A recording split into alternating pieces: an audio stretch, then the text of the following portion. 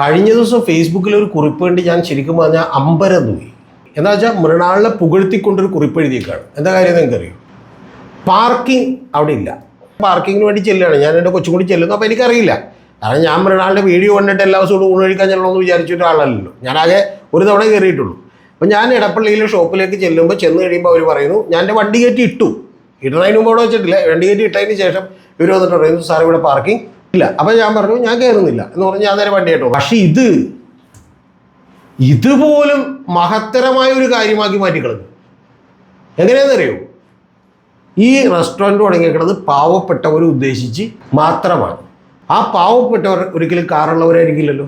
അപ്പം അതുകൊണ്ട് ഞങ്ങൾ എന്ത് ചെയ്യണില്ല, കാറിൻ്റെ പാർക്കിംഗ് ഇവിടെ തരൂല. സംഭവം എന്താണെന്ന് ഷിബിലിക്ക് മനസ്സിലായ? ഒരു 4-5 കാറ് വന്നിട്ടുണ്ടെങ്കിൽ കാറും പിന്നെ ബൈക്കും വെക്കാനുള്ള സ്ഥലം ഇവിടെ ഇല്ല.